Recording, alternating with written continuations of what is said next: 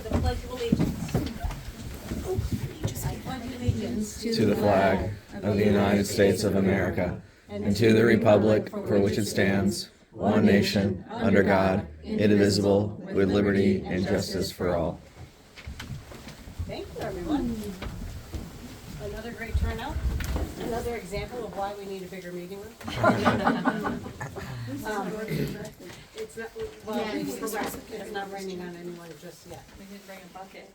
Well, Yeah. we had buckets. I We had put the bucket in the Yeah, in the bad spot. John over there. That's okay. It's gonna fall on I our was on the seats. ring Oh my one God, day. how cute is that? All right, I'll open up the floor for public comment. Hey Nancy, this would be me again. So, at the last Board of Selectmen meeting, an attempt was made, I'm sorry? State your name. Oh, my name is Irene Unger. I figured everybody got that by now. At the last Board of Selectmen meeting, an attempt was made to minimize the seriousness of a public comment that I had made the meeting prior. Mr. Anino wanted the record to reflect that, and I quote, Irene Unger was dissatisfied with the handling of her husband, Mr. Plinus's reinstatement of his position. A copy of her written comment attached. First, I would like Mr. Anino and his fellow selectmen to know how offended I am to be portrayed and then summarily dismissed as just a disgruntled wife. Every taxpayer in this town deserves to be respected and represented as an intelligent individual, and your dismissal of the seriousness of my comments does me a great disservice. Your position as an elected official, a public servant, does not give you the right to decide which of my or anyone else's words are important. It should also be noted that published meeting minutes cannot be changed. The only recourse is an amendment noted in a future meeting. You know this, and if you don't, you certainly should. If it has been done in the past, it is another example of the thinking that two wrongs make a right. Second, it is clear by your statement that some of the board missed the heart of what my comment was, indeed. I will once again repeat it for you. You broke state statute knowingly and put another person's livelihood at jeopardy. You know better. I ask that you represent our community as you were elected to do in a fair and equitable way. I requested that you behave in a civil manner and that your interactions with the public and with one another be civil and respectful. Lastly, I ask that you do better. I'm still waiting. I'm aware that my public comment has created quite the uproar over the past few weeks. In reality, what I did was bring to light the issue of a questionable ethics to the Board of Selectmen. I did not post personal attacks on Facebook. I did not write letters to the editor or attack anyone's personal life, family, etc. We do not have an ethics committee here in Killingworth, and therefore this is the only avenue where that type of complaint can be brought forth. Until such a time as an ethics board or commission can be instituted, I sought no redress other than that you own your actions, which as of today you have not done. I would like the record to reflect that Mr. Anino's paraphrasing of my public comment is inaccurate and incomplete, and would like this entire public comment read into the minutes in full. Thank you, Eileen. Anyone else, public comment? I have one. I just wanted to give a little quick update on Helping Hands. You'll notice that I sent you an email that I'll explain, just a picture that kind of talks about what I'm going to talk about. What I've been trying to do is, when we hear things that are being talked about in the community, I've been trying to address them head on. And obviously, since KWO is representing the town as far as running Helping Hands, I just want to make sure that you're updated on what's going on. The first thing, I don't know if you know it or not, but we have gone down to 1 day a week.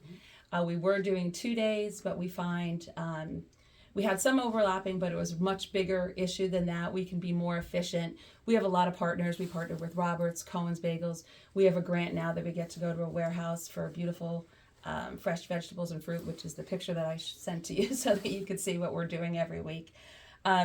So we were able to tighten things up a lot better. We did shift our hours from 3 to 5:30 versus 4 to 6. That was on the request from some of our clients because though we are incredibly grateful to have that space, we also know that it's a traffic nightmare at the circle. And, 4 o'clock when the traffic's a little heavier than 3 o'clock, so we did shift. But we are staying open that extra half an hour just to accommodate. Also, it was, people were talking that, does that mean that our clients need to go to Clinton? It absolutely does not. We are serving the same people on the one day that we were doing over 2 days. If for some reason a client has a conflict, we still are doing delivery and we are still open to meeting them there at another time if that is the case. So we are still serving the same people.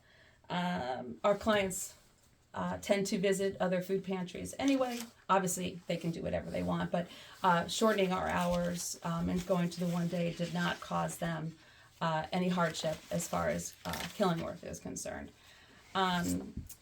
Another thing that I think is important that we hear a lot about is about confidentiality and integrity of our members, of our clients that are members. I want you to know, from me and from the entire committee, we take that very, very seriously. We know that there's often a line outside before the food pantry opens. We have tried many different things to try to avoid that line. Number one, for confidentiality, but also for traffic concerns. We're concerned sometimes if there's a few people standing outside, you're zipping around, you don't know what's going on, you might look. But nothing has really worked. We did try at one point like a number system that unfortunately got our clients to come even earlier because they wanted number 1, 2, and 3. But also, to be clear, we have never allowed only one person in at a time because of the number system. The number system was really to kind of alleviate people standing outside for safety. We have told our clients many times, we can't protect them, their confidentiality from standing out there if they so choose. They know it, they're okay with it. It's kind of turned into a little bit of a social thing sometimes because, we do get a lot of the same people. But just know from the entire committee and certainly from myself to please understand that the integrity, the dignity, and the confidentiality of our clients is the utmost. Respect is how we run the entire pantry. So please know that that is really, really important to us. What else did I want to say about this? I talked about the number system. Also, like you'll see that picture that I sent you. We are very fortunate that we currently have a grant that allows us an abundance of fresh fruits and vegetables. I get to go every week on this enormous 6-page list and pick pretty much any fruit and vegetable I want. It comes in very large quantities, which sometimes is a little difficult to get rid of in the week, but it's just a fabulous thing to do. I know there's also been a little talk about that the pantry should really be part of town social services. And maybe I'm a little biased, but I don't think you'll find a better group in town to run this pantry. We take it very seriously. We are constantly looking for new partners.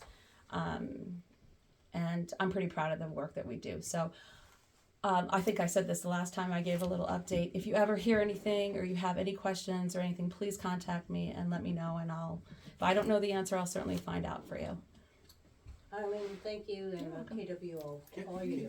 Can I just ask a quick question? You mentioned that you sent an email. I did. I just sent a picture. I just sent it like Just 7 sent it? o'clock. I Okay. did. Only All because right. I was All talking about it, so I I'll have a take a picture look on my at it. Thank you. phone of one of the, I think this was 2 weeks ago, Okay. just so you see this beautiful display that we, and again, the grant's not gonna last forever. We'll apply for it again, but at the moment, I get to go to this warehouse and, it's even fresher than what you get in the grocery store. It's just quite beautiful. So I kind of just sent you a picture so you could see that, and what you're seeing in that picture was just one Thursday of where Is that a KWO grant?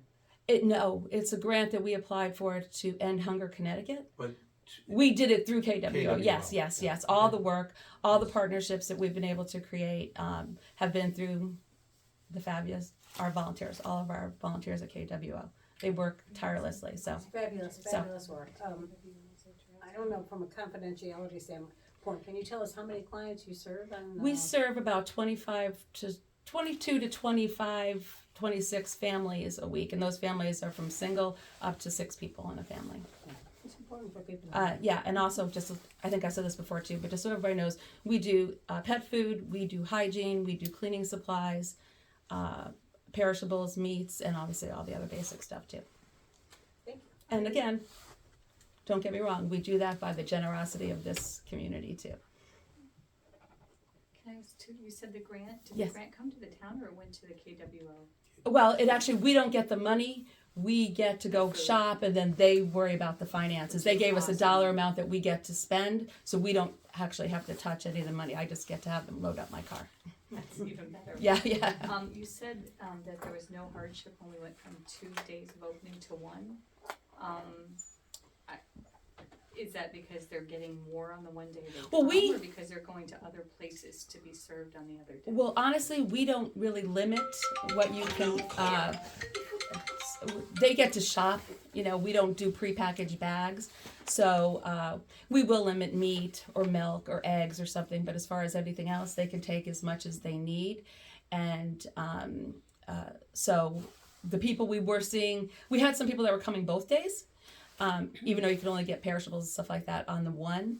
And the people that were coming on the Saturday, we had a few bumps, so we would meet them other days or we did delivery. But now we've captured everybody that they can come on Saturday, on the Thursday, and if they don't, we make arrangements. Thank you. Sure. Thank you. Any other public comment? Yes. My name is Laura Lefko. I am speaking tonight as a resident, but also as the chairman of the Killingworth Republican Town Committee. I have a few comments about the Committee on Aging. According to the agenda, I believe you'll be voting on members of that committee tonight. And I want to be very clear that I and the Republican Town Committee are not against the formation of the Committee on Aging, but I do have a problem with the way it was formed. For Selectman Young and Anino to meet with a select group of residents without also inviting the first selectman to then write an ordinance and bring it to the Board of Selectmen meeting without the prior knowledge of the first selectman and without it being on the agenda so that the townspeople would know about it. To put first selectman Gorski in the position of either having to vote for your proposal or appear to be anti-senior citizen and then lose to your majority vote was outrageous and disrespectful to the first selectman and the residents of this town. This is yet another attempt by the Democratic Party in this town to pander to the residents of one community, as was their late coming support of the Fair Rent Commission, a commission that, as I stated at town meeting, will be able to do very little to hold the line on lot rent increases in that community and will be of little help to them. I sincerely hope that the seniors in this town see these stunts for what they are. If you really want to support them, then you will get behind efforts that a group of truly concerned residents will be working on to present a proposal for property tax relief for certain residents over the age of 67, similar to programs that have already been in place in surrounding towns for many years. If you would like to meet with that group of residents, I think you all have my contact information to reach out. Had you been honest, you would have proposed what you were really looking for, which was a board, and let the residents go to town meeting and vote on it as has been done in the past. Instead, you chose to form a committee and then take it up at town meeting where it will be converted to a board with a proposed budget of $3,500 and which will have considerable increase in influence over a $17,000 grant that I understand Killingworth will be getting. Your party chairman, Annie Sterna, who is also on our Board of Finance, then proposed 4 members to that 5-person committee, 2 of whom are KWO members, of which Sterna and Young are members, and 2 of whom are Beechwood. I'm not a member either. Oh, you were a member when you were running for office. No, But don't interrupt me, it's public comment, you can talk at the end. And 2 of whom are Beechwood residents whose votes have suddenly become very important to the Democratic Party. I say this not because I want to become political, but let's face it, everything that has been done by Young and Anino for 18 months has been political. But because the residents of Killingworth need to know what is really happening here. Lou, you've been a selectman for many, many years. Where was your concern for the seniors up till now? Nobody can recall a single time like that you have done anything like this in the past. Our members have heard proposed members of this committee making statements around town that the committee will be getting the town a new senior center. Where will that money come from? We are surrounded by towns with senior centers, which I believe our seniors are able to use. We could hold classes at the schools in the evenings and on weekends for our seniors. I ran a program similar to this while working for the school district in Palm Beach County at a local high school. But this town will never approve a senior center, and you know that. Our town hall is in disrepair. We're worried about it raining and leaking on people while we're sitting here. Our fire department needs funds to make changes. We have a PFAS issue. The list is endless. You both promised a pickleball court to the seniors this fall. After a similar off-the-record meeting, In fact, Lou, you said we need to get this done this year. Let's make this happen this year. Where is that? Where's the money for the pickleball court? Where's the working group and discussion on that promise? The Republican Town Committee has proposed 3 thoughtfully chosen candidates to this committee. We spent a lot of time talking to our members and seeing why they wanted to be on this committee and what qualified them to be on this committee, what they wanted to see. You guys didn't discuss this with anybody on the Republican Town Committee. You had one Republican, as I understand it, at your meeting, and she's not a member of our committee, and never reached out to us, never.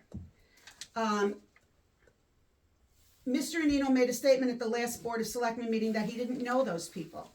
When did that become a requirement to serve on a committee? We offered 3 people with a diverse and valuable skill set: healthcare, finance, business creation, etc. They are active members of our community and are all dedicated to this town. You complain that it is so hard to get volunteers, but when we offer you 3, you say that you don't know them, and you wonder why people don't step forward to serve their community.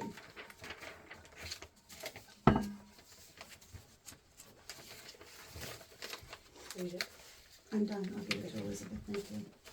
Any additional public comment? Sure. Yeah, as a volunteer of the pantry with Eileen, I want to tell you what a humbling and wonderful experience it is working there.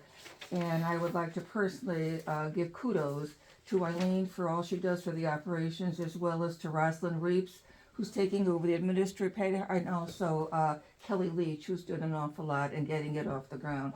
So I would just like to give credit to those people and let everybody know that what we do is wonderful, and all the people that come are most appreciative of everything they were able to do for them. And they give us wonderful input, which is why we acted upon it in changing the hours, as Eileen had already mentioned. Nice. Any other public comment? Dawn. I'm Dawn Rees-Mooney. I'm the Killingworth Town Clerk. I'm aware that a question arose at the March 13th Board of Selectmen meeting regarding the procedures for the filing and posting of public agency minutes. Unfortunately, the beginning of the meeting was not recorded, so I'm not aware of what the exact question was. Since freedom of information and the filing and posting of minutes are town clerk responsibilities, I am here tonight to clear up any confusion regarding the FOI rules for public agency minutes. Connecticut's Freedom of Information Act is very clear concerning public agency filing requirements. All motions and votes in the form of either a notice of vote or full minutes must be filed in the town clerk's office within 48 hours of the meeting. If this document is the full minutes, the FOI filing requirement is met. If this document is a notice of vote, the full minutes must be filed within 7 days of the meeting to meet FOI's requirements. Once filed, all such documents become permanent records, cannot be altered in any way, and are immediately available to the public. Permanent records cannot be changed. Any revisions, corrections, or amendments to the minutes are made at that agency's next meeting and are reflected in those minutes. I would be happy to answer any questions that may remain, and I encourage the members of the Board of Board of Selectmen, to reach out to me at any time with any questions regarding freedom of information. Thank you. Thanks, John. Anyone else? I just have one other small thing. In looking at the budget, in the capital budget, I saw that obviously the 3 new requests from the Ambulance Association, came in as an ARPA request, so you guys put it on the capital budget to be discussed. I'm just wondering where the rest of the work from the economic recovery is, because they were working on other things, and I certainly don't remember them being discussed at the Board of Selectmen level. They certainly didn't make the cut for the budget, whether it be capital or operating, so I'm just wondering where those requests are and what happened to them. And also, I know the new policy and stuff as far as ARPA money is concerned, so how does the public, group, or individual know about this new policy? So it's 2 kind of things, like where is all the work from the committee that's been dissolved, and also moving forward. It's a fair point. The Economic Recovery Committee, all of the input that they received is in a spreadsheet that has been delivered, we have access to it. And the one piece that you're absolutely correct is we do need to let the public know that we've changed our ARPA policy and this is how we're moving forward. Thank you. Perhaps we did that through the website, but something to be said. Thank you. What, isn't it explicitly written out in the minutes of the meeting when we made that It shift? is, it is. but all So of if the. you go back and look in those minutes, I'm they're just there. talking, the average person looking, I'm not saying you're gonna get any additional requests, I guess it's kind of twofold. I'm concerned about that, but more importantly, I certainly know that the committee had other outstanding things that, And I think both pieces are still intact, and I do think it's covered in That that set li- of minutes. If meaning, you go I'm back sorry. and read that. When we made that shift, we were careful to make sure that we left room for the public to still provide input and request for use of that money, as well as for the town to use it. so you're saying if you put in a request with the Economic Recovery Committee, you should come back again? You didn't act on any of the old requests? We haven't acted on all of them to my knowledge. Okay. And I believe the request now would come to the board of Selectmen. Anything new, but you still will go back and look at Yeah, I anything think we outstanding? have those, Okay, yeah. that's, We have all of okay, that. thank you. Additional public comment? I'll remind you, I also added public comment at the end of the meeting, so that if you hear anything throughout the meeting that you want to comment on, you may do so at that time. All right, I'm moving on to approval of minutes. Are there any corrections to the March 10th, 2023 special meeting minutes? No. If none, the minutes are approved as presented. Are there any corrections to the March 13th, 2023 special meeting minutes?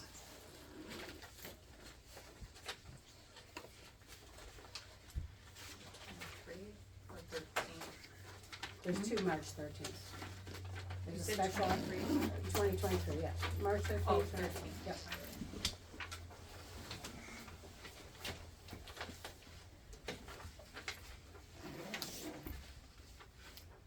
No.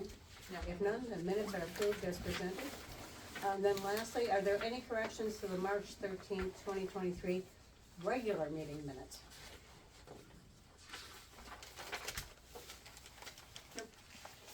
If none, the minutes are approved as presented. I move to approve.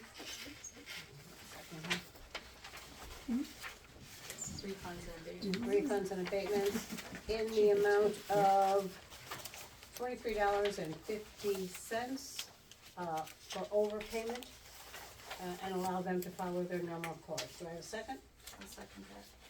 Any further discussion? All those in favor say aye. Aye. All right, appointments. Committee on Aging. At the last meeting, maybe I didn't make myself clear, I was hoping to ensure that that Committee on Aging had 6 representatives, 3 from each representative town committee. That said, I know it was put forth in our motion that it was gonna be a committee of 5, and I do recall, Jamie, that you mentioned that there was concern that 6 would be too much. I'm not gonna belabor this. This committee is important. We need a committee on aging. It's important to me, it's important to you, it's important to our residents. So, let's move forward and get folks assigned. And at some point, we may decide, as we move to a commission, that we increase that number. All right, I move to appoint Mary Joanne Gorman to the Committee on Aging for a term of 2 years commencing January 1st, 2023 and ending December 21st, 2025. Do I have a second?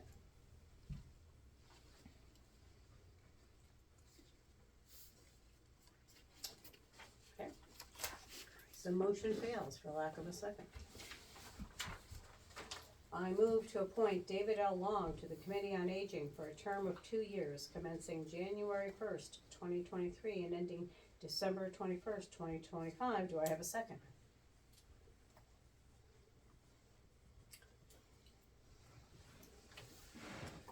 The motion fails for lack of a second.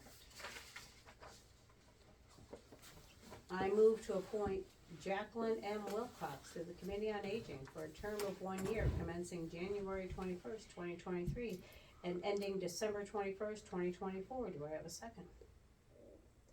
Jesus Christ. The motion fails for lack of a second.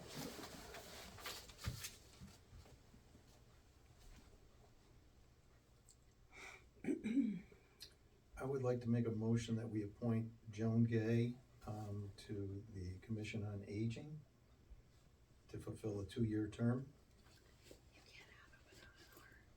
I'll second that.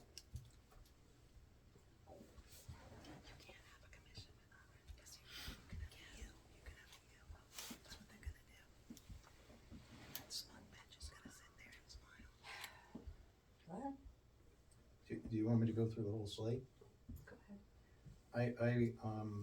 I'll make a motion that we appoint Mary Solera to a 2-year term commencing 2023 and to be completed 2025. I make a motion that we appoint Bill Joyce for the same term. I make a motion that we appoint Jean Pansiera for the same term. And I make a motion that we appoint Joyce Mason for the same term. And I would like to share. I'll second those. Thank you. I would like to share that that I gave this an awful lot of thought, and I agree with you, Nancy, that we need to get this thing off and running.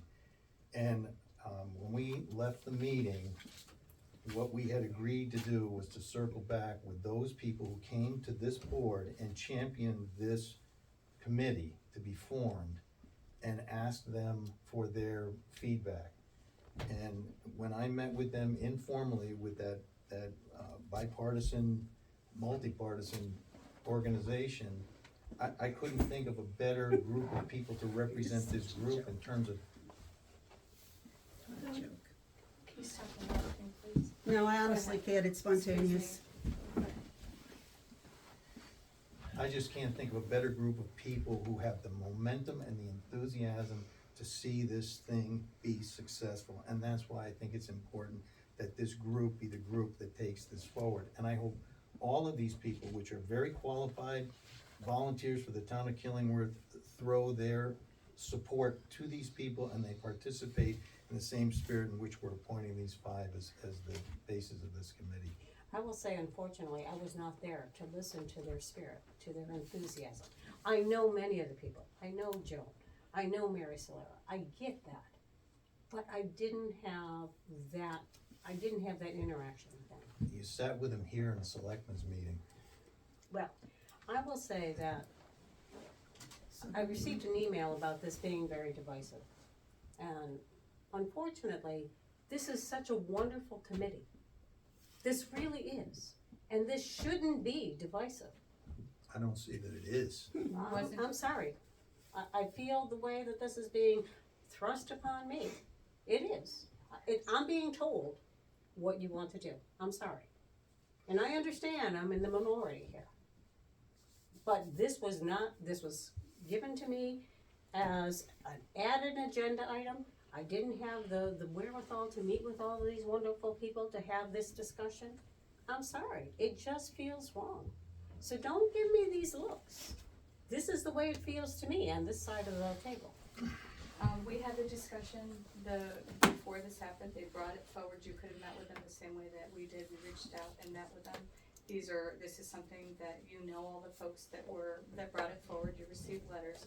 This wasn't partisan, as he said. It was multi-partisan. There were people from different, and folks reached out, and it didn't become partisan until folks came in and said, we need to add 3 and make it even. And my experience up until probably the last 3 years is that in Killingworth, it didn't matter what party you were. People worked together on both sides. And it's only been the last maybe 3 years, I don't know, when some folks maybe got more involved, that things have gotten a little bit more divisive and become partisan. When This folks is started not- realizing what was sorry. happening. Sorry. She's not gonna point over at me and make that insinuation. Great example, this isn't partisan, and I know, and you were very excited about it, like some of these other things that were mentioned earlier. this is an important group, and to have the formation group get it started, there'll be a new administration in the fall, new people will start to get appointed when the board is created. This doesn't exclude people from participating, it's just that you have a core group to get things moving, to get things set up and started.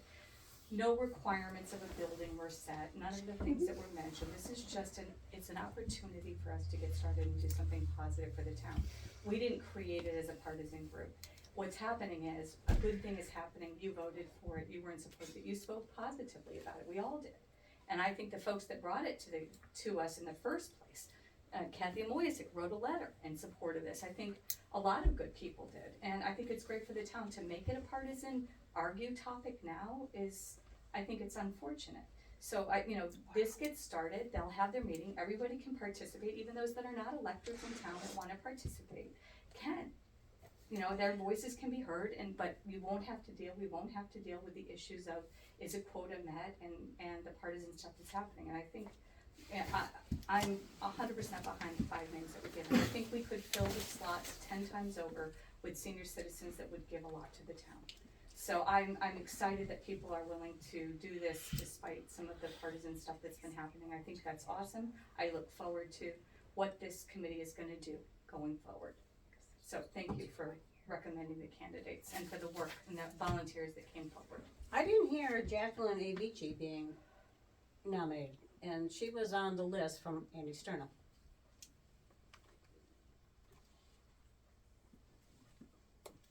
Okay, just saying. I'm not gonna belabor this. I wanted this to be a very evenly split committee. But it's been forced upon me.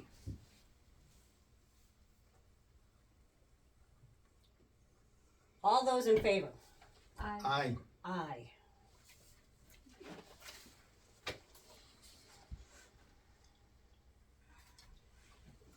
Building official update. I just want to let you know, Carl Auer's appointment as ABO ends August 31st, 2023. We spent time interviewing another individual, and we received an education and work history from him. We also received a recent email from Carl indicating his interest in becoming town building official. We're not acting on it now, but there were some questions coming from the Board of Finance where we are on the building official, and we have one in place, and we have people in line to move forward. All right, new business. Nancy, but what is our intentions on moving that forward? We have to sort that out as a Board of Selectmen. We have to figure out, we have until August to move forward, but we also have Richard who's available to us sooner than that. Okay. Richard McManus. Correct. New business, coordinated medical emergency direction telecommunication. Oh, wow, this is a little mouthful. Coordinated medical emergency direction telecommunications service credit. This is something we do, I'm assuming on a yearly basis, and last year we designated the Valley Shore ECC as the recipient of this credit. I move to designate Valley Shore ECC as the recipient of this regional telecommunications service credit. Second that. Any further discussion? All those in favor say aye. Aye. Okay. Draft ethics policy, this is just an inform. In advance of establishing an ethics commission, I've drafted a code of ethics based off of Clinton's document. And the attached draft has been sent to our labor attorney.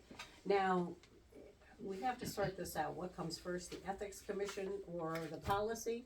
But the labor attorney had recommended that we work through a template to get an ethics policy in place and then put it before the ethics commission once that's formed. So I'm waiting to hear back. I didn't see the ethics policy in our package. Oh. Did I don't you think see I it? I seen it didn't either. get a copy of it. Did I? Maybe I missed it. didn't have that. You didn't Oh, have the draft okay, either? so I'll get it to you. But it's going forward to the attorney. I'd like to see it before it goes to the attorney. Okay, I'll send it to you. Thank you. All right, moving on, through town event, Closer to Free, September 9th, 2023. It has been sent to Walt for his okay. This has been, an ongoing event here in Killingworth. Has the route changed? I don't think so. Nancy, was what's seven. the date? None of this stuff's had a date on it. September 9th, 2023. I move to approve the September 9th, 2023, Closer to Free through town event. I'll second. Do we need to get feedback from Walter? I think it would be. Do we need it before we can approve it? You can approve it contingent on his. Yeah, Oh, okay. contingent on his All approval. right. Any further discussion? All those in favor say aye. Aye. All right, charter revision, so welcome. We're going old school. I just dig this out of the mothballs. That's what it amounts to. You gotta have the overhead projector. Old school, I know, old school will get some chalk, so. Oh, You're a yeah, little, yeah, you're yeah, not yeah, totally yeah. old school. My mother, the high school science teacher, is mad at me. No, I'm good. I'm just. Do we wanna shut the lights off or what? It will get brighter. Oh, so- there we go. There we I go. got it. Oh, there we go. Okay, great. So Kathy, Sandy, hi everyone. I'm gonna go through some documents, some in detail and some in less detail, to just let everyone know where we are. So this is a quick overview of the Charter Revision Commission handover of our recommendations to the Board of Selectmen, which happened a week ago Friday. So I first want to significantly acknowledge the 7 members, 6 plus myself, of the commission. We have 4 members here in the room, myself and 3 others in the room. Some were on a very well-deserved vacation at this point. So this group came together about a year ago. I'll walk through a little bit about that in a minute. All, volunteer citizens of the town of Killingworth came together to discuss, debate, research, listen about, consider, and then finally recommend changes to our charter. So this group worked really well together, and we had dozens of motions that we considered, and I would say almost all of them passed unanimously, with only a handful not being unanimous. So really, the group was focused on what's best for Killingworth in this effort that we did. So the revision timeline we have here, so this timeline is dictated by the state of Connecticut. We were put together about a year ago now, and we had several public hearings along the way. We met essentially twice a month to review and again recommend changes to the charter. So last Friday, March 10th, is that beautiful yellow star in the middle where we handed over our materials actually officially to Don Mooney, town clerk, who then passed them over to the Board of Selectmen, and I'm gonna be walking through what those documents were so the public can see what they were as well. And then turn over to Nancy to tell us where they're gonna live, so the public can access them now. So, now that it's in the hands of the Board of Selectmen, they will get to do their own analysis of our recommendations and make changes, edits, what have you, from what we recommended, with the eventual goal of putting it into a referendum in November. So, when we first started to approach this, so the charter, I'll jump out of here and say the bottom thing first. The current charter is from 2009. A lot of things in town have changed since 2009. So there was a fair amount of updating that just needed to happen. Simple, old-fashioned, relatively mundane, but important things that needed to just be updated. We had about 20 meetings to discuss all of this. Like, again, we met twice a week, twice a week, they kill me, twice a month, for a couple hours, and walked through all of this stuff. So we realized really early that we wouldn't have time to do everything, so we did what we could. And I'll also say that the point that everything that we're recommending needs to be consistent with Connecticut statute and Killingworth Town Ordinance, so we're gonna run the whole thing by the town council before it actually goes to referendum. Okay? So the process we used is we first went through the entire document and made a big long list of things we could discuss. And then we prioritized those and started just knocking them off the list and picked the ones we wanted to talk about first, and then walked through the list until we ran out of time. We did a lot of research in our working groups, so we broke up into groups of 3. Our full commission was 7. We broke up into working groups of 3, and did research on each of these groups. Some of these groups actually spoke to the groups in question, so if this was a section on Board of Finance, that working group would talk to the Board of Finance, that sort of thing. And then the working groups would come back to the full group for a discussion. Maybe sometimes we'd give them homework and they'd go back and do more work, and then finally by a vote of their recommendations, yea or nay, on their work. And then, again, last Friday, we provided a summary of our recommendations to Dawn, who passed those along, and then we'll do the referendum in November. So I just want to make a comment, there were a few questions about the process that we used in this kind of working group structure. These meetings were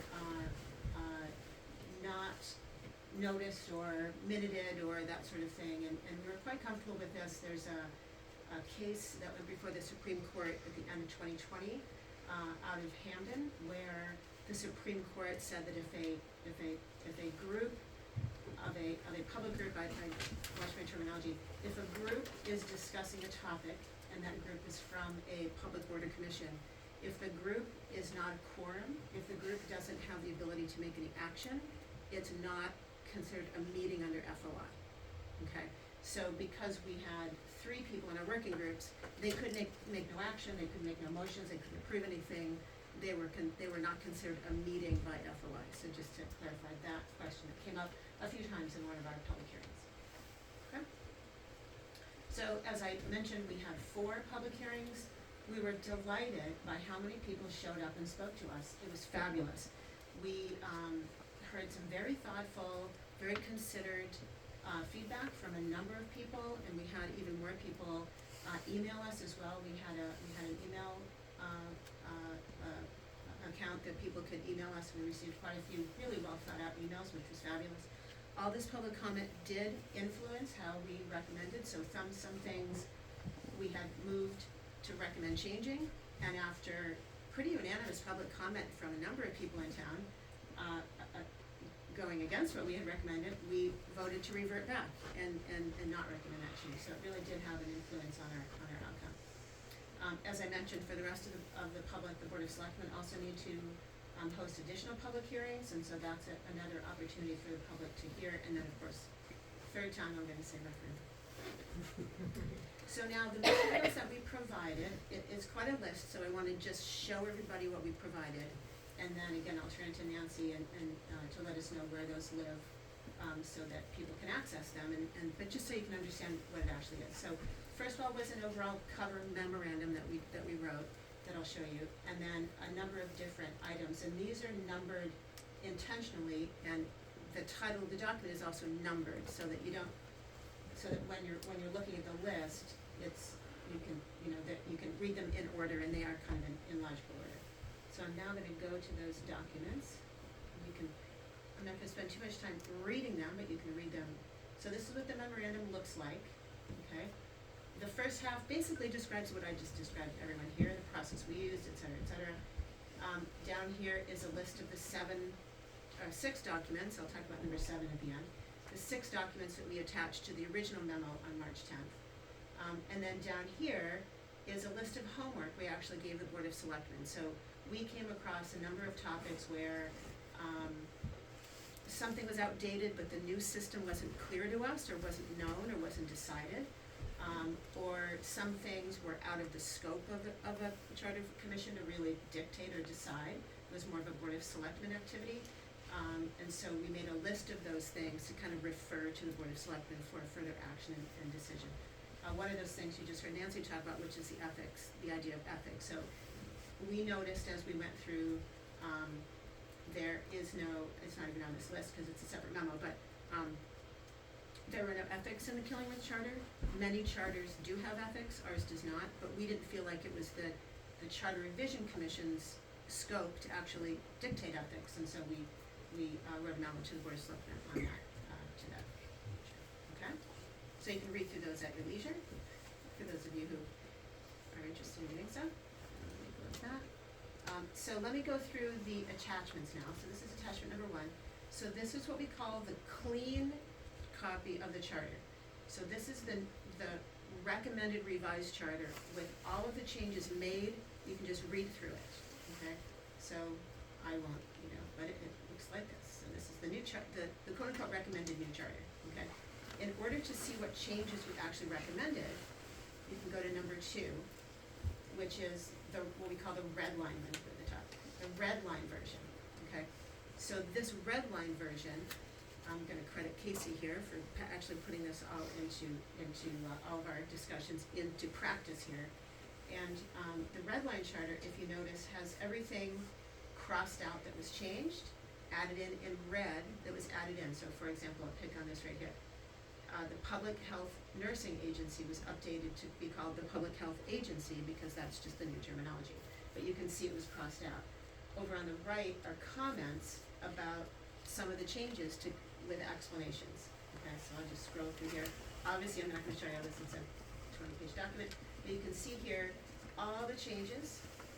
So you can really track and see which ones, where were changes suggested and in some cases what they describe. So here, I'll pick on this one in B. We added this because one of the things we did was ensure consistency around the reference to different states, Connecticut statutes.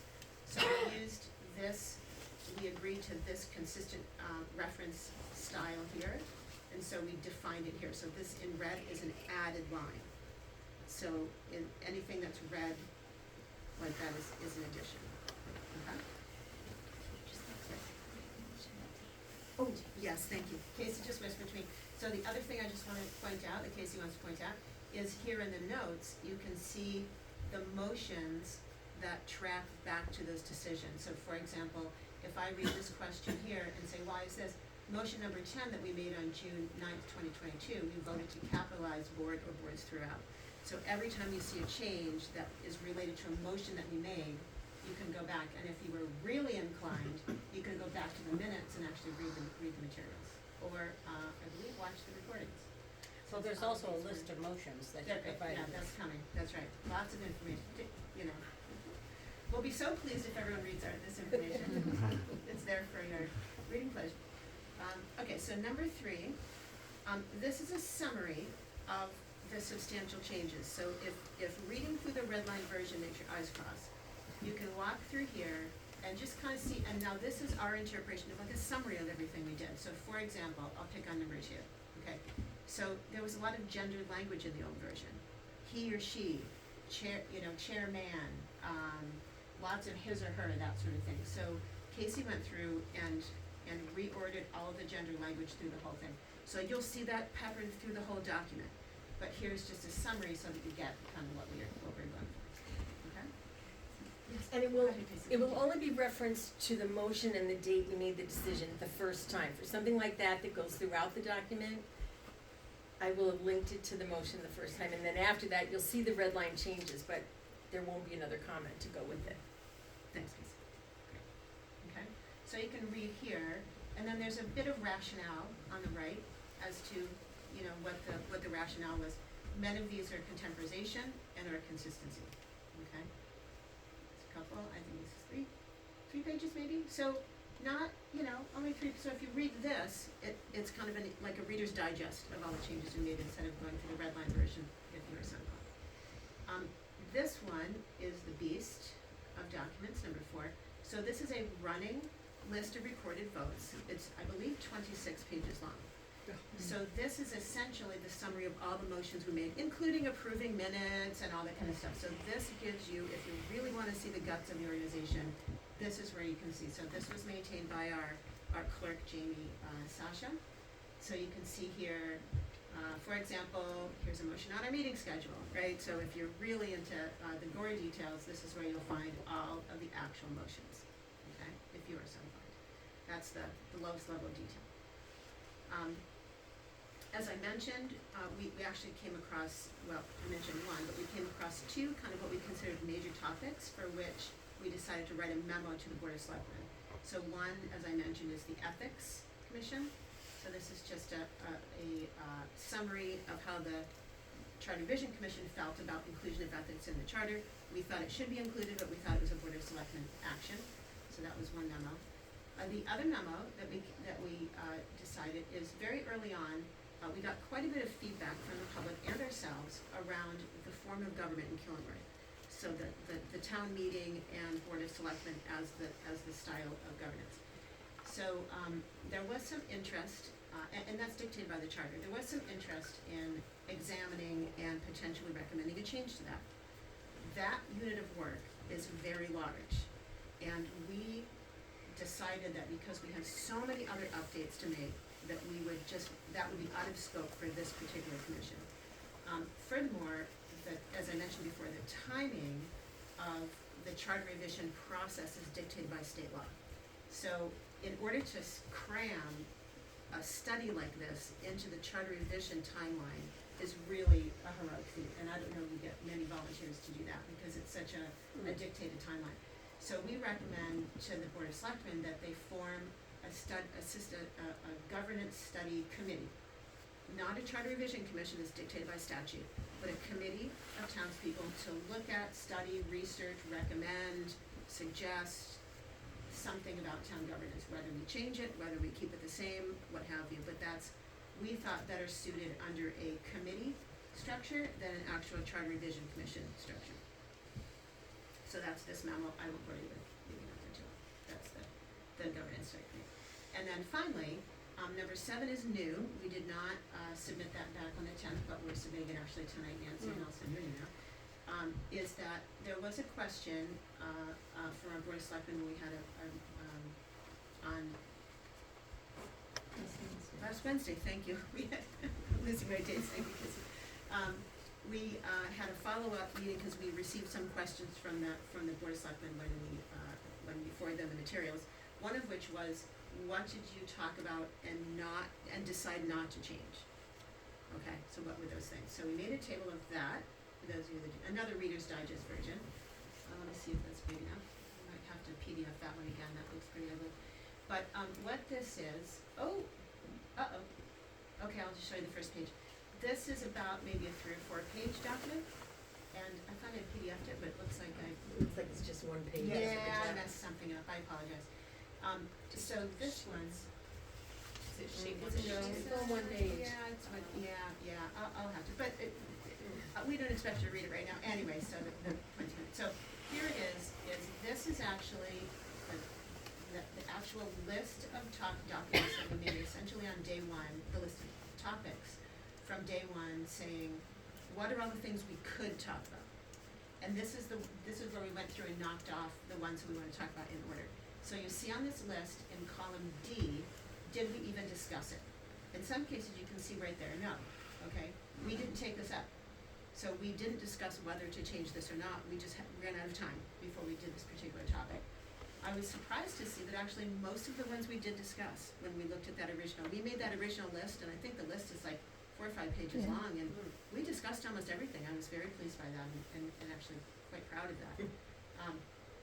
You see here's an example. I'll pick on this one because this was my favorite. The selectmen's terms and the number of selectmen. Okay, so that's something we talked about. We discussed whether we would recommend a change or not, and we discussed it, and no change was recommended. Okay, so you can see we actually spent a significant amount of time discussing things that we ended up not changing. So the red line version of the charter is probably half of the work we did. The other half is what we didn't change, which is on this table that I will make sure gets PDF'd in a better way and sent to you guys. So you can see here, I'll pick on number 9 here. One of the topics we talked about, just to pick one, and we got a lot of feedback on this one, was right now we have a Board of Fire Commissioners, and right now members of the fire company can be on the Board of Fire Commissioners, and there is some financial oversight to that, and back and forth, and yes, Jimmy, we talked about it for quite a bit. We recommended no change, but we also thought this could be a topic for the ethics board to take up. Perfect. And across all the boards, not just that board. So in some cases, you can see here, referred to the Board of Selectmen. Here's another example of compensation.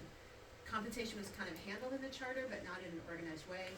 So we recommended that to the Board of Selectmen as a unit of homework for them to discuss and see if they wanted to change anything themselves on that. Okay, so that's the last document in this whole list of documents. For those of you who like, high-level summary, you can look at number 3. If you like medium level summary, you can actually read through the red line version, and if you really wanna see the guts, you can look at this, the running list of votes. And in between. So with that, I just wanna point out, we have Joan Gay here, we have Eric Nunez here, we have Casey Jake here, myself here. Missing is Joanne Gorman, Kathy Eno, and Arjman Abi. So those are the 7 members of the group, who are, I would say, extremely proud of the work we did on it. Can't thank you guys enough. And they can help answer questions. Well, If like you I have said, I can't, the way you've tied all of this together, between the list of running motions and making sure that it ties in to the comments and the red line, you've done a tremendous amount of work, and I know, Casey, you were instrumental in getting a lot of that done, so. And thank there's you. one additional document Oh, we please. intended to send you that's not on this list and I don't think got to you, but the state of Connecticut actually has a model code of ethics. Oh, is it that? That's not No. this. No, that's a newspaper article Oh. saying that the state is looking at code stuff. And I, That's what- and when I, So- yeah, when I Okay, that's spoke my to mistake. So Labor, we're gonna get that That's to my you as mistake. well, Okay. because depending on how you end up formalizing a code of ethics, the state has developed this model code and revised it several times. Okay. And, the last time I got a copy from them was 2 years ago in the prior version of the Charter Revision Commission, so I suppose it's possible it's been revised again, Yeah. but we'll get it to you. that's great. When I reached out to the labor attorney, he also had a template that we could potentially use as well, and I wonder if it's fashioned after the same thing.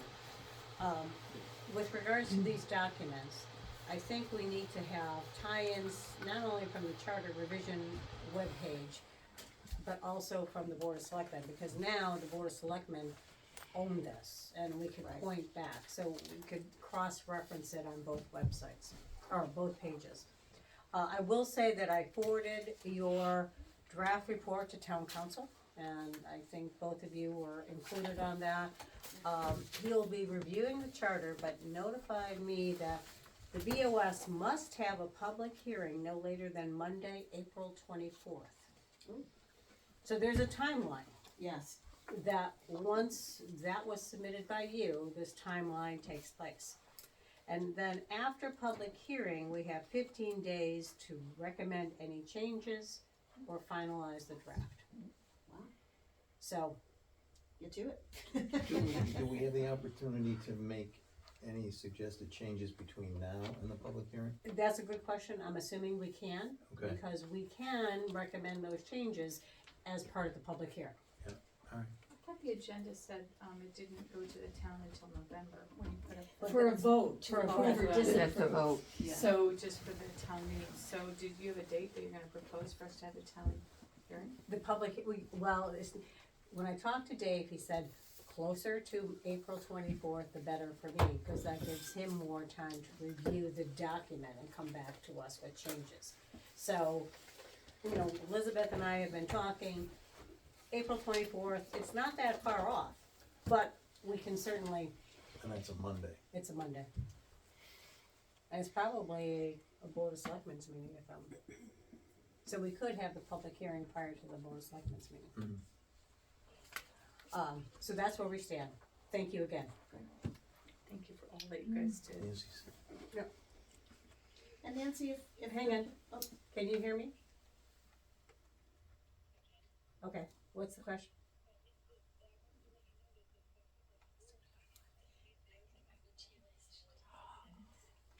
That's June. Okay, that's Gina. So the public hearing for the annual town budget is the 24th, so we'll have to take that into consideration. Thank you, Gina. Be a good time to cover both, but it may It'd be be a bumping lot. our Lot to public, do. but maybe bump our, regular board of selectmen meeting for another year. We'll have to I don't circle. think we can. I guess we could. Yeah, we can. I We guess could. We could continue I it, guess we open and could. close and continue it. Yeah. Yeah. But, these are both important matters, and if people are gonna come to one, they'll probably come to the other. Be a good time to get enough people there to do it. Okay. All right. Thanks Gina for letting us know. and I would also say if any of the board members have any questions as you go through the materials, let us know. Yeah. Is that the way, first of all, before we get down the road, I do wanna say thank you to everybody who participated. This is an incredible amount of work and it is We know. incredible, I know. But this is way beyond, you know, look at it, you know, here's the amount of work here. And when I looked at it, I'm, oh my God, I got 90 pages of stuff to go through. But it was so well organized and so well documented, it was actually a pleasure to go through it. And it was very clear to me what you were, there's some questions that I have, but, you know, I think they're just clarifications. But everybody was involved in that, you know, this town owes you a huge thanks for what you've done. I know we've got some more work to do, but you've done the lion's share already, and so. Thank you, From and me, you know, thank I you very think we much. all want to say, I think Eric and Joan would agree, this is another one of those examples where we kept like getting confused about which political party people belong to. That just wasn't part of the conversation except for one or two issues all year long. It just wasn't part of the issue. We worked well together. Our working groups always had people from both political parties and from, so some of us served on the now dissolved original, you know, or several years ago, Charter Revision Commission, and some didn't. So that was always split up so that we really moved the experience around. It worked great. So I do, Nancy, Nope. somebody's got their hand up. Yeah, it's Oh, Jen. Joan. Yeah, I just wanted to add that we, few of us spend an awful lot of time going through the charter, verifying all of the state statutes and also town ordinances. And then as we went through, there were another sections in there that were prescribed by law, as recommended by law, blah, blah, blah. So we deliberately went through the state statutes to see if we could find something as a reference. So that's why when you go through it, you'll see a lot of additional reference. And we worked well. Politics never entered into it ever. And it was just a great committee. Eric had a great idea that we didn't have time to implement, which was that we would put hyperlinks in every time we referenced the statute. But we didn't. I think we didn't volunteered make the for time it. to do that. Oh, you missed that. That's a great idea. Well, honestly, I can't say it enough. This is an incredible piece of work, and I certainly thank you for doing it. I do have a question. How I had maybe a half a dozen, maybe a few more questions. How do we address those? Is that something we want to take on outside of this forum, which is okay with me? I just want to know what's the right thing to do. I think Jamie had a few too, and we're happy to do whatever makes sense. Well, I think that would be answered by Nancy where the original's gonna be kept, because now it's in our possession, and we were just talking before, cause I have a bunch, there's, you know, just a few, there's, you know, the little bitty things, right? And then there's a couple of big questions, but we'll have it, so the primary iteration of the red line copy is gonna be maintained where we own it, Board of Selectmen owns it now. The red line copy will maintain it on the Board of Selectmen's website. I'll work with Dawn to get that posted there. But I want all of the documentation associated with that on the Charter Revision webpage, because that's their documents. They did such a wonderful job. They should be recognized for that work that they did. We should do a link from our site to From that. an FOI perspective, what I think is part of your question is if you guys have questions but you ask them to us privately, or you know, one or two of you ask them and you're not all together, is that problematic? I mean, we're happy to be available. If you wanna just pick up a phone and say, I can't figure this out, what did you do? We can do that, but I don't know if that's, If that's Okay. been officially transferred over it's to your this baby now. board, I think it has to be done the other way around, Yeah. and we have to do it in a public forum and Have you have you in there. Yeah, we could, if you have enough to have a public meeting, we'd be happy to do that. Well, also, you know how we had submitted everything to you by email with Yeah. all of our documentation and everything. If you were able to compile a list of questions, even if they were just clarification or whatever have you, and directed them to Kathy as our chair, I think we could call a meeting amongst ourselves to get answers and then convey them back to you. Or if you wanted to have a special meeting and invite us to attend to it, that'd be worthwhile also. It's up to you. Whatever would be most helpful to you. I'm thinking of meeting, and I'm only gauging that against the things that I need to have answered, and I read your comments, and I think they more or less fall into that. You know, I think we just had a special meeting for the purpose of that discussion. And I we think we can can we get can through it. schedule a special meeting for that. Yeah, and we'll get as many of the committee members as Yeah. can, are available. Would And by that the work for way, you? Good day. Yeah, I did find dates are out at the that top. you can eventually sunset without approving minutes. That very last sentence. When did we ever stop Yeah. meeting? And the other thing I wanna let you know is the documents I sent you were PDFs, but in the SharePoint folder, there's Word and Yes, I PDF know. version, so please post the PDF version so they can't be changed, but when you guys wanna make changes, you have the Word documents too, so you can go right in and. And I Do will what you say, need to do. I'm so proud of you guys. This is the first time, I think, in town history that we actually use SharePoint and share documents. It was, it was well done. I have a question, so when you send it to Dave, does he have the red line version that He he's gonna does. be working, so then we He actually? has all the documents that we received. But the But does he changes have he's them gonna in- make, does he have the original iteration, because now we're Yes. gonna have He the has it working in- red line, so he has the working red line, so what we have now is not the, He has the original, he has the working red line. Well, the red line has the original. so my question, I guess, is does that mean now we're gonna have two iterations, the one that we have and we're putting up and Dave's creating another one? Oh, that's a good, I don't know how he's gonna return his. So the one I That needs to submitted be, I it has a think. watermark of March 9th on it. But he's gonna take that, and my question is, he's gonna be doing his work, he's not gonna produce a list for us, an itemization of things to change, he's gonna be modifying the red line version. So ask Then him we to have a modify the version clean two. version. Ask him to take off I'm- the watermark and modify a clean version, so he has his own red line version. Well, I think, however it is done, we now have two iterations. We'll have his working version and the one that's available online. So at some point, how we decide if what he, those are recommended changes, that's not the primary copy, we just need to be conscious of that. I think it'll be, I'm sure Dave, he's pretty clean with, or pretty clear with that, so I think we should be good. But I'll make sure. Yeah, he's just asking, I agree with you, I think just make sure that he tracks his changes separately, and they could be done on the same red line document. Yeah, His because changes. his could be, His his could be a initials different, will color, be on it. different, Yeah. yeah, different color. Alright, I'm gonna move on. Again, thank you. I'm gonna move on to textile recycling. The Bay State Textiles contract has been reviewed and redlined by town council. The company is licensed to operate in CT and has agreed to town council changes to the contract.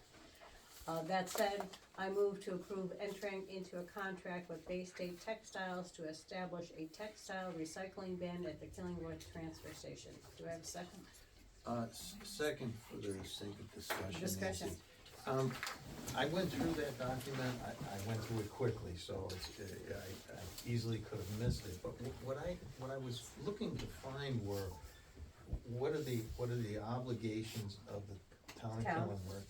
Which I don't know that I saw, and one of the things, well, I'm completely in support of anything that we can do in the area of repurposing, recycling, those, we have to be doing those things.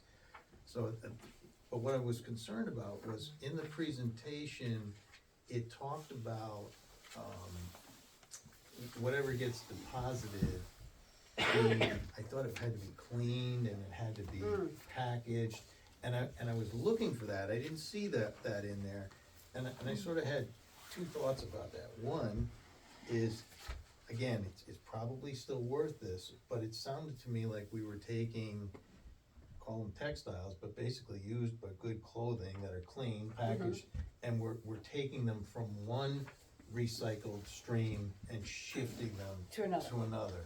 And that may be fine, that may be what we wanna do. But the other thing that crossed my mind was, what happens if you've got, 5 tons of textile in there and somebody throws something in there that's soiled? Contaminates, yeah. And how does that, how does that get managed? Do they manage that?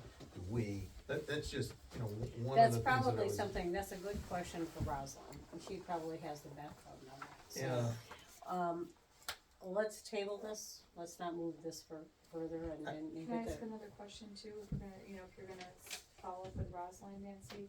I didn't see a requirement, if there was a requirement for, I think, general insurance.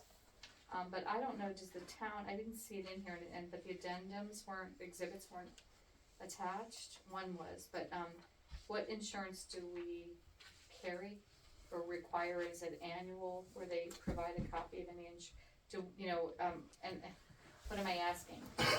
We're gonna have a big bin and there's gonna be trucks coming in to take that bin and emptying it. So there's inherent risk, right, with a big vehicle coming in and size it's coming in, damage that could be done to the building. So, you have general, insurance coverage. Are there any, when Dave looked at it, did he look at insurance requirements, and does Gina maintain copies of those insurances? Is that what or do you, Elizabeth? She does, She does, yeah. Dave did look into that, but, Okay. and I do believe we have insurance coverage For all incidental things. There was a pretty healthy waiver of liability Yeah. on their part, though. Yeah. And I'm assuming council will address that so that the town is. right, and that's protected, so- where he redlined it, Yeah, to make sure that they did cover that. Yeah, cause if one of those big vehicles backs into something or another, I'm sure they're gonna come when we're not, yeah, okay. As long as he's aware of it, that was the only yeah, concern I had. I think probably it would be wise to pick this up at the next meeting, give us a little more time to. Well, let's get Sure, back, yeah, so- I'll get back with Rosalind and, we'll go from there. I added the RFP for town hall roof repairs, as an agenda item. Board of Finance took it up, they didn't make a motion, but there is there's some favorable feedback that perhaps if this is truly an emergency and we've got water pouring in, how quickly can we get an RFP executed and get folks in here to fix this? We had another leak, I think we were just moving buckets around earlier today. And that's just here, this isn't even the worst of it, which is even more terrible. Now, I spoke with Todd Hajak. The fire department worked with the company who will look at the roof, give you an assessment of the roof, and then they'll bid out. They'll give you some sense of, I think that's who they used when they put the roof on Station 1. I don't know if you wanna go that route, because it seems like some overhead, especially when we have an emergency here, or if we just wanna put out an RFP for roof repair in the three or four sections, such as we got the quote from. I think it's small enough that we could do it that way, but Okay. I'm open if you wanna do it the other way, I just don't know what the overhead is associated with that. I don't either, I haven't seen the terms of that. Yeah, agreement, so I'll give them a call, but other than that, if we put out an RFP, I'd have Elizabeth work with you too to Sure. make sure that we've got, Sure. because at this point, we need to do something, we're going into rainy season, and Yeah, the roof's not on fire, the roof is wet, so, yeah. alright.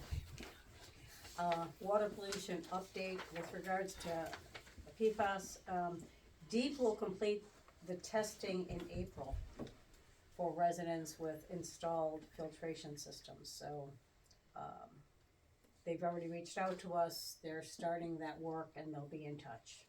What work did they start? They're gonna do the testing for the, residents with installed filtration systems. So they are obligated annually to test to make sure those filtration systems continue to work. Okay. The town received notification letters from the state that the two projects, KES and Town Campus, are eligible for DSWRF, which is the state revolving fund money. I think I got this, I may have messed that up. I met with DPH and our engineering team regarding the design proposal for filtration at Town Campus. And based on DPH's recommendation, they would like to see these projects combined into one so that they can manage the design, the documentation, and the bidding, and so that we're not bidding against one another. DPH provided us with a financial assistance application, more paperwork, and a pre-bid checklist as next steps to progress the project using DWSRF funding. So what the design right now looks like is filtration here at Town Campus, filtration at KES, and an additional reverse osmosis with a holding tank. That's for the sodium Salt, chloride, sodium right? chloride, yep. But they have to go back and make some changes based on, what they saw. DPH is also reviewing the design and are going to come back with any recommendations. Can we combine the two when we're talking about a facility for KES that's a Region 17 property, because they have their own budgets? Are we able to combine a town and a Region 17? From DPH, they would prefer it to be one. Now, how we manage this as we move forward, where KES, or as part of a regional piece, we'd have to sort that You're one on the out. board, I don't know what, I think it's a question we need to probably make sure before we assume we go out to an RFP for two, that I'm sure that school, or how we handle the money and do that. Something to look into. John Mercier would be the one in school for the Yeah. facilities director. And with regards to sodium chloride, Why? We've been going through all of these budget hearings about, the school budget, and they're conspicuously silent on this and this item. particular item, Is there a reason for that? don't know. It's not in there. I didn't see anything in the budget line for any remediation. Yeah, John hasn't talked about it, but. And so it's interesting because we went out and did this, but KES, they don't lease the property from the town of Killingworth, that's Region 17 property, right? I don't know how that works. I mean, I that would be. believe it is. Yeah, so if it's Region 17 property, Haddam has an interest in that as well. So I don't know that we can expend money without it going through some kind of a process with the Board of Education. I don't know, I think that's I'll bring that up. Yeah, and that was, like I said, that was based on DPH recommendation, because we're all in the same vicinity, this is, well, I think it makes sense, but, they're not probably even thinking about it being a regional school, so, but, yeah. Nancy, I'm gonna do a lousy job of conveying this, but I did a little bit of my own, research on this matter, more from the perspective of, the class action level part of it, and apparently there is a class action suit that's out there now, and there is the opportunity for us to participate in that, and at least be added to the list of and so I would like to suggest that we engage town council to ask about that. I've already done that. Is this then, I've already spoke with Dave about this, other firm that has reached out to us. Is this the South Carolina class action? No. H3M? No, the South Carolina folks we're too small for them. According to Rob Rimmer, when I spoke with him. I would like to ask that question again of town council, just to be sure, and maybe I can get a bit more information to help guide that. But yeah, Like I said, Rob also early- talked to Dave Ties and had a Okay. similar thing. The firm that has reached out to us, who's interested in representing us, is Grant Eisenhofer Environmental out of Michigan. Are they an environmental company, or are they, They're a law firm. okay, they working with Manhattan? Yes, because actually, Suzanne Zack got me in touch with these folks. So, through the Regional Water Authority. one of the other points, and this one got my attention, is that, and I don't know whether this has happened yet, if it hasn't, it's imminent, but that the remediation level has been changed from the 70 parts per billion, I believe, Yeah, the EPA has come back. and now it's I wanna say it's ridiculously low, like 4. Correct. And I'm mentioning that because right now, was the second well at KES a zero detect? Second well was 0, was the other, Okay. yep, so that one's, Okay, yes. so my concern when I heard that was, if we were below the 70 parts per million, but potentially above the 4, we got a bigger problem. It was a 0 detail. All right. But, yes, I've been in touch with Rob, I've been in touch with Dave about the South Carolina firm, But this Grant Eisenhofer, Gina and I spoke with them. With regards to sodium chloride, I've begun providing bottled water to 2 residences per Connecticut General Statute 22A 471. And an investigation of the current salt shed is being planned to confirm it is not the source of additional contamination. I think I forwarded to you a memo from DPH trying to go back to the 80s when the salt contamination started. And it goes through all of this process, and this salt contamination, folks, has been here since 1984. At least that's when it was first detected.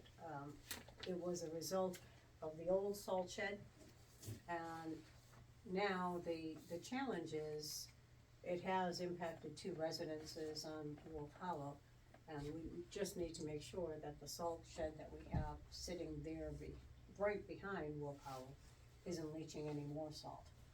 The challenge, or the way this memo reads, because we put this, when the subdevelopment went in, more and more wells are drawing water, and it's drawing sodium chloride out of the groundwater here.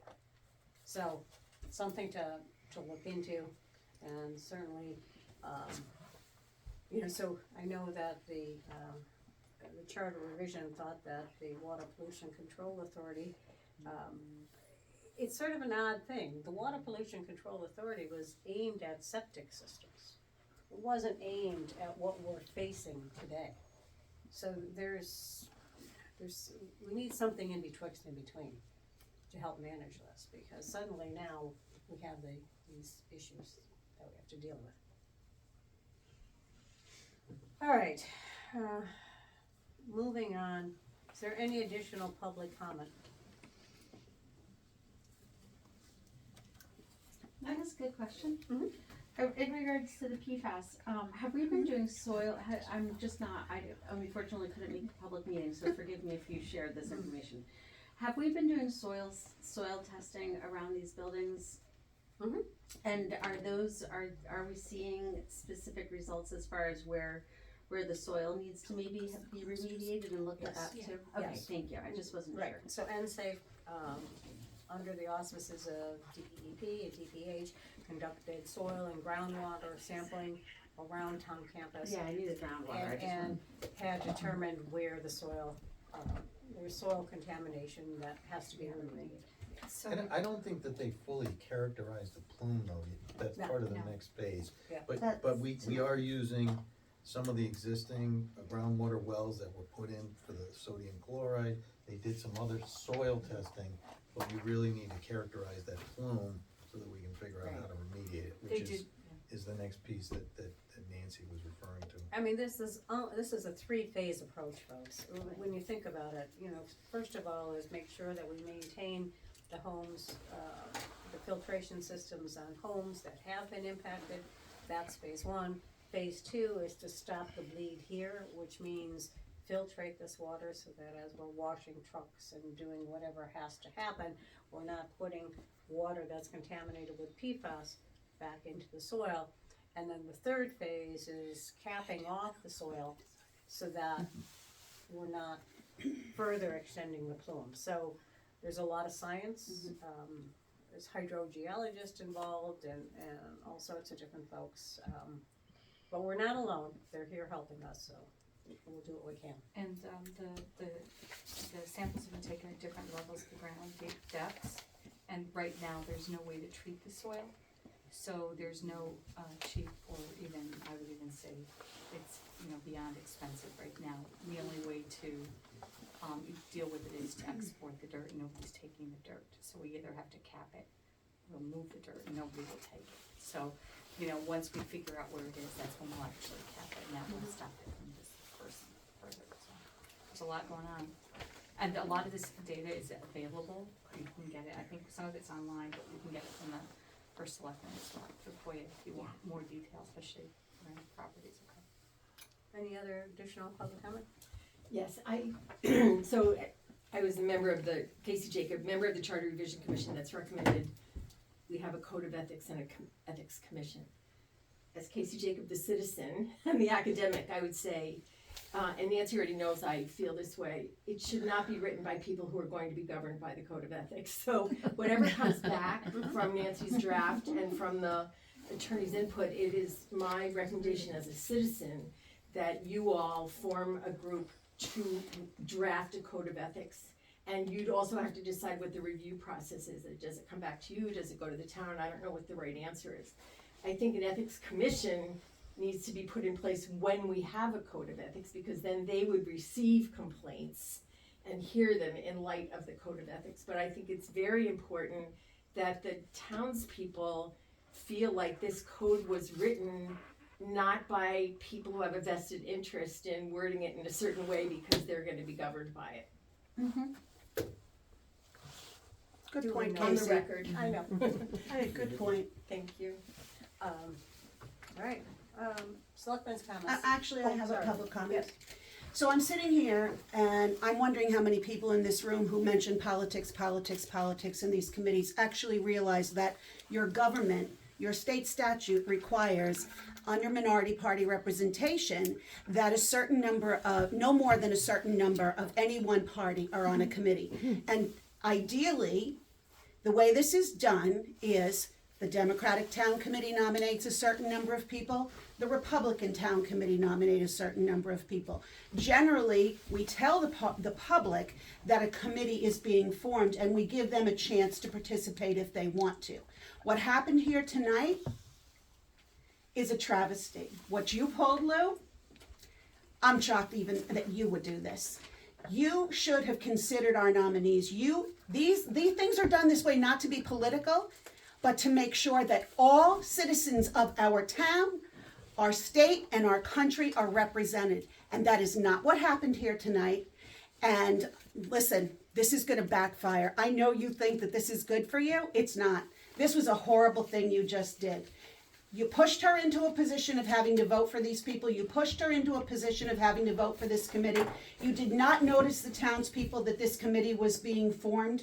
It wasn't on the agenda that night. It should have been. Something like that should not be an add-on to an agenda. And what you did is disgraceful. And you can be prepared for it to be put out to the public many, many times in many, many ways. And when you're talking about ethics, the state has a board of ethics that will recommend, that you can refer to see exactly how town boards and committees are supposed to be handled, how boards of selectmen are supposed to be handled, what is considered a conflict, substantial, and otherwise on boards of selectmen, and you should be prepared for us to be looking at all of that. Because as far as I'm concerned, what you two did tonight, the gloves are off. And you can stare at me all you want. You are. Nobody else is staring at me but you. Annie, you won't win. Stop. I just want to add one little thing. I just feel terrible that such a committee that is so critically important to this town, that this had to turn ugly for this. I am a little disappointed, I have to say, not over the human beings that are on this committee. I do know the majority of them, they're wonderful people, but I think there could have been another plan that could have worked a little better. But the only thing that I really wanted to add was, no matter what the topic is, going behind our first selectman, no matter who that first selectman is, I think is just really unfortunate. And I think we could have avoided some of this ugliness if Nancy, you are a first selectman, but any first selectman is always kept informed. And I don't really understand why Nancy wasn't part of that. And I think, unfortunately, that's why it turned the way that it did. And I unfortunately, it's not a reflection of the work that this group needs to do for a community that the majority of us, I'm almost there, are in that age group. So I'm very disappointed that it turned so ugly. But I hope that we all can learn that our first selectman needs to be informed of all things. But that's all. Any other public comment? Lou, Jamie? I have a couple of things. So I would like to, let's see here. With regard to our insurance position with PFAS, we had talked a couple of times about our insurance coverage. And especially some of these situations that are dated. And I'm asking whether or not we have done any, I gotta get this right, or suggesting,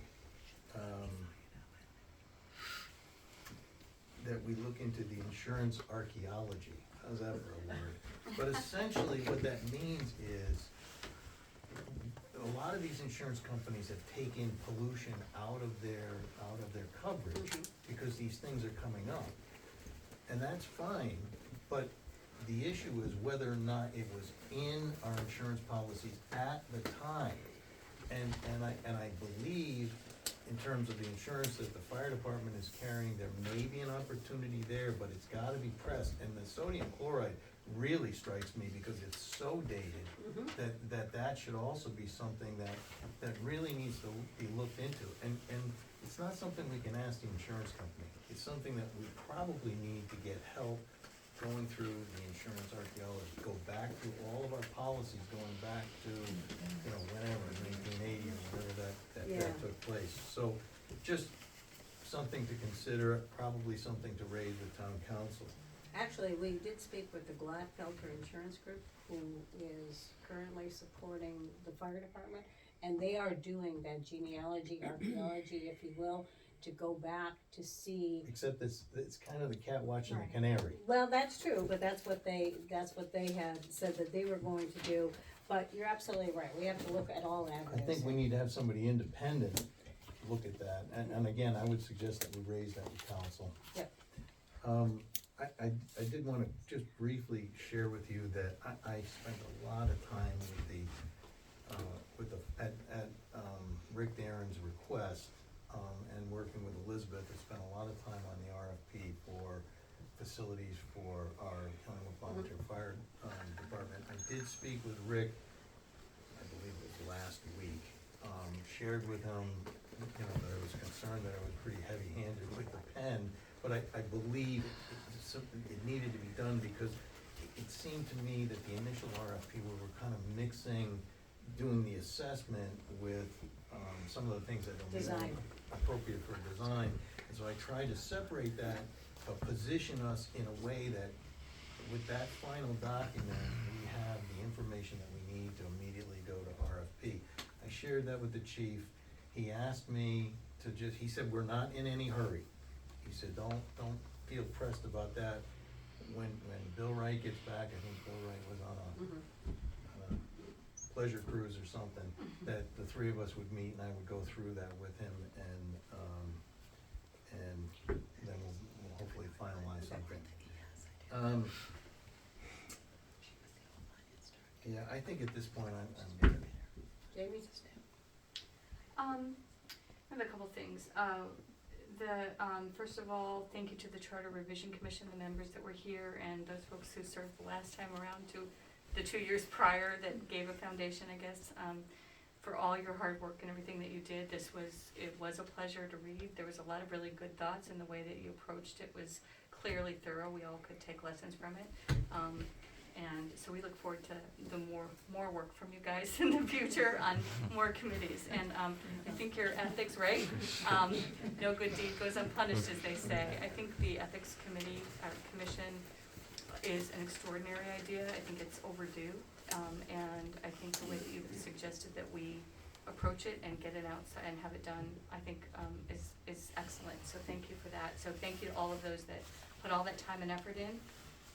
And for the participation from the community at all the meetings, because I think, you guys listened and put it into, and made it constructive, so thank you for that. And hopefully we, have fewer challenges to the charter going forward as a result of it, so thank you. I keep going back and forth about this, but the public comments, I guess I need to speak to a couple of them. It's been going on for, I guess, since we started. The public comment section, we like to hear from the town. Obviously, we serve the town. We were elected, the three of us, to serve the town, and we meet with members all the time. The way public comments have been used here has been a political zoo for a year and a half. And we get some really good content, and then it's mixed in with personal diatribes and untruths masked as saying, I want to tell you this is what happened. And it's just, there's a lot of, I guess the term is alternative facts that's in fashion from the last, national politics. And it's put on websites and social media and presented as truth. It's read in letters. Sometimes there's truth in there, but sprinkled, as Joan Gay presented a couple months ago when she said, she went back and checked the facts on something. There weren't this many decisions. And she went through every single one, and it was clear that things are presented that are just not true. And what it does is it chills participation in this community. And I think as a result of this untruth and the ugliness and the laughter and the meanness and the unnecessary comments and the misrepresentation, lets people in the town think that what's being done here is just untruth. And it's unfortunate, because I think Killingworth, it has been an extraordinary privilege for me to serve the town and to, it's a big commitment for folks like on the Charter Revision Commission, on any one of these committees. And a lot of people donate their time, as Ms. Blewett does with Helping Hands. Everybody in this room gives in all kinds of ways. But to be misrepresented and read as fact, and it's just unfortunate. And I go back to when John McMahon was here, and he was a Republican, and he was fabulous, and you would never know, well, maybe you would if he was a Republican, you served with him on Board of Finance. It was a joy to come in. Of course, we had disputes about things, but it was never mean-spirited. It wasn't the personal attacks that we see on social media and the videos and the meanness.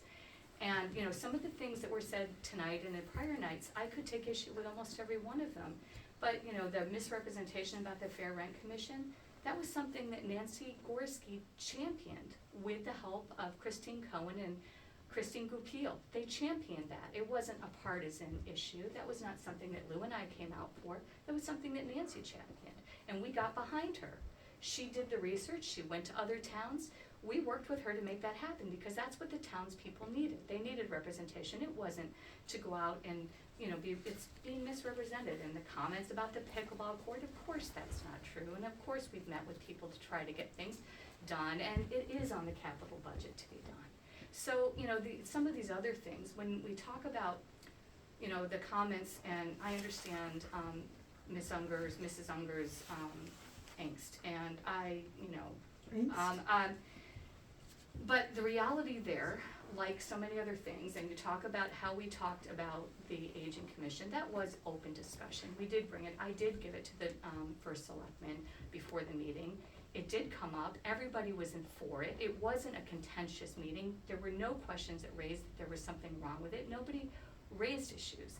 It was a great idea, and it came to being. It only became an issue when it was made political, and it didn't need to be. And after the fact, when people have a chance to think about how can we turn this into a partisan event, that's when it gets ugly, and it's unfortunate. That is not who Killingworth is. We are a great town with great citizens, but for a few folks on both sides of the aisle that get anxious and angry with one another, we're a really good town, and people want to work together.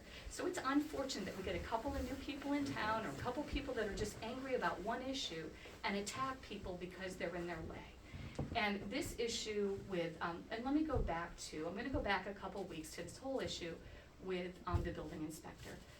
We were accused of hurting somebody individually, and in that instance, it was the exact same thing. In fact, I'd say worse than what happened with what we're being accused of happening with this aging committee. We have minutes that we get in advance. They're available to anybody online. We get them, we review them before the meeting, we ask questions. Sometimes we get all the content, sometimes we don't. I think Elizabeth does a tremendous job getting things ready for us, so thank you, Elizabeth. We had a packet come to us, and all it said was, appointments. There was no details about this. We had no advance notice that the deadline was coming up. Nothing was given to us about openings. We had several conversations before. We'd asked for it to be posted. No information was shared. No resumes were shared. No information about interviewing people was shared. We didn't get anything in the packet that said the deadline was up, here's his resume, here's the other candidates. Nothing was given to us. We were asked to vote on appointing somebody to a 4-year paid term. The charter is pretty clear. The Board of Selectmen makes the hiring and decisions for the town. We were thrown into a situation with no information provided in any kind of form to hire somebody for the town for 4 years. Whether or not he's the right candidate, was the right candidate at the time, that wasn't even a question. We had no other resumes. We were told there were no other viable candidates. There was one that somebody drove around and couldn't find the roads. That's exactly what we were told. We were not given any other resumes. We were told, here's your deadline. You have to take this candidate. Take it or leave it. And by the way, we didn't break a statute. We talked about it. We were given a deadline. The deadline hadn't come yet. We made the best decision we could with the information we had, and we asked for a special meeting, which wasn't held. And then somebody, people took things under their own, and, the incumbent resigned, which took away the problem. So that was good, except for what we found out after the fact was there were 7 candidates. What? There were how many? Several. Let me say several then. We didn't see them. There were at least another candidate that we were not made aware of. It didn't come to the meeting. Now, when we were challenged with the issue, Lou went out and found several people right away that were available. So it wasn't that we were putting the town at risk. We wanted to make sure people had the opportunity. So when you talk about open and transparent government, that was not it. So it's being represented as we had a personal vendetta for No, a it isn't. partisan, That's the point. partisan thing. So as we said, people will come. People come to these meetings and represent things, and it's just not with all the information. And I say that, and I could go on for a long time, as I want to do often, about the details. And you get these reactions because things are put out as truth over and over and over again, where we're not allowed the opportunity. And who wants to dispute it? Who wants to give grace to the comments that are being made out of anger and really for partisan gain? And that's what happens at the beginning of these meetings. And it's unfortunate because, again, we're trying to get people to volunteer. 10 years or 14 years ago, I wrote an article for the Crier about volunteerism, trying to get people who love this town to volunteer. Killingworth runs on volunteers. And most of you in the room have volunteered and been positive, contributing members of this town. And as a result, our town is lovely, and people love to come here. And then we come to these meetings or we see these videos with a few people that are just not pleasant. And they're, negative. And it's unfortunate. There are things that can be changed, but be positive and come in. But the accusations and the comments about, who's a member of this, and it's just ugliness, and it's unfortunate. And that's not who Killingworth is. And that's, I try to serve for everybody and do what's right. But this partisan stuff, it needs to end. I was a Republican for half of my life before I became a Democrat. I worked for the Republican governor. I go both directions, and people know that. I do what I think is right, based on what I know. Am I perfect? No. Is Lou perfect? No. But someone suggested earlier that he was not civil and respectful. I take great umbrage with that. I think Lou Anino is one of the most respectful and civil people I have ever had the benefit and blessing to work with. He is always courteous. I've never heard him criticize people, and he takes criticism with grace. And he is somebody that I have grown and learned from.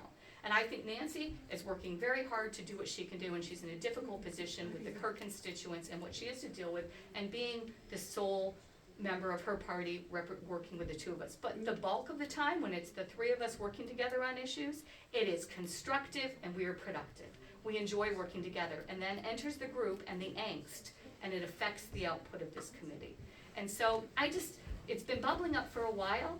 I think Killingworth is wonderful. I worry about our future, given some of the stuff that's happening here. But I have to think that in this democracy, good will win, and that good people will step forward and hopefully start to muffle some of this angriness and this vitriol that continually comes forward from folks that are not born and bred, and I'm not born and bred here. So, but people that don't want to keep Killingworth lovely. So anyway, I'm sorry, but those are my comments. Thank you. Thank you very much, Jamie. It needed to be said. Thank you. I will say this. According to Connecticut state statute, I, the first selectman, have the ability to hire a building official. Our statute is different. You knew when we signed, when we appointed Richard, he had a 180 days appointment. I'm sorry if you weren't following the calendar. And yes, we had another individual that was, we looked at his resume, he wasn't a good fit. If you don't wanna accept what I bring forward when I interview candidates, so be it. So be it. And I will say this, just like you were uninformed about what was happening with the building official, I was uninformed. You came in that day and added an agenda item for the senior commission. No, It's Nancy. stop. It's my turn. I want this commission to go forward. I think this is a great opportunity. But don't go shoving it down my throat the way it was done. I'm sorry. I'm grateful that we're done. I'm grateful that we have all of these people that are going to do good work. And I will support them. I'm done. Having no further business, I move to adjourn this meeting at 8:46. Good night.